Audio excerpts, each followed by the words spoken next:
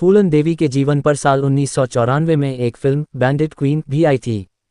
फूलन देवी एक ऐसा नाम है जिसे उसकी मौत के 21 साल बाद भी खौफ का दूसरा नाम कहा जाता है। अपने जीवन में हुए अत्याचारों से आगे जाकर फूलन ने जुर्म की राह चुन ऐसी अपराध गाथा लिखी जिसके किस्से आज भी चंबल के इलाकों में सुनाए जाते हैं।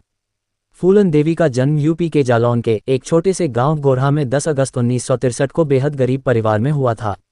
पिता मजदूर थे और उनके पास में 1 एकड़ जमीन थी, लेकिन इस जमीन के टुकड़े को लेकर अक्सर उनके चाचा और पिताजी में झगड़ा हुआ करता था। एक बार इसी जमीन को लेकर झगड़ा हुआ और फूलन ने चचेरे भाई को पीट दिया था।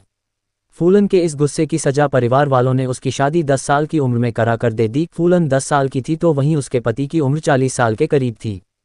फूलन ने शादी से मना किया था लेकिन उसकी एक न चली। शादी के बाद फूलन के साथ ससुराल में अत्याचार हुआ तो वह अपने घर भाग आए। कहा जाता है कि फूलन को कुछ डाकू उठा ले गए, लेकिन फूलन की आत्मकथा में इस बात को कभी स्पष्ट नहीं किया गया। फूलन ने बताया कि वह कुछ समय बाद डाकुओं के संपर्क में आ गई थी।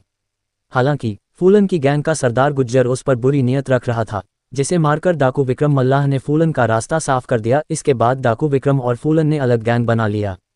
दूसरी तरफ गुज्जर की मौत से झल्लाए डाकू लाला राम ठाकुर और श्री राम ठाकुर की गैंग ने विक्रम मल्लाह को मार दिया और फूलन के साथ 3 हफ्तों तक बलात्कार किया। जब वह किसी तरह चंगुल से छूटी तो 1981 में बहमई गांव पहुंची और 22 सवर्ण जाति के लोगों को लाइन में खड़ाकर गोली मार दी। इस घटना ने उसे देश की सबसे खूंखार डकैत के रूप में पहचान दी। साल 1983 में फूलन देवी ने इंदिरा गांधी की अपील पर एमपी पुलिस के सामने शर्तों के साथ आत्मसमर्पण किया। फूलन पर 30 डकैती, 18 अपहरण व 22 हत्या के केस दर्ज हुए और फूलन ने 11 साल जेल में गुजारे।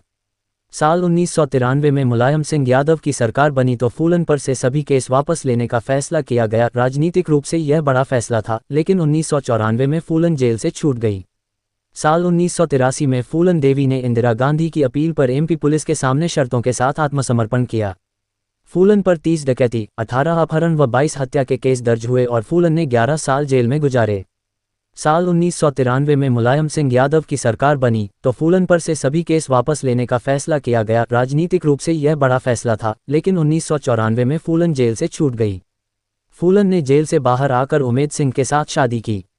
इसके बाद 1996 में समाजवादी पार्टी के टिकट पर चुनाव लड़ा और मिर्जापुर से सांसद बनी। फूलन 1998 के चुनावों में हारी तो 1999 के चुनावों में फिर से जीत गई। वहीं साल 2001 में फूलन की हत्या शेर सिंह राणा नाम के शख्स ने दिल्ली में उनके आवास के बाहर कर दी। पकड़े जाने के बाद शेर सिंह राणा ने बताया कि वह बहमई कांड का बदला पूरा कर लिया। वहीं उसे साल 2014 में आजीवन कारावास की सजा सुनाई गई थी।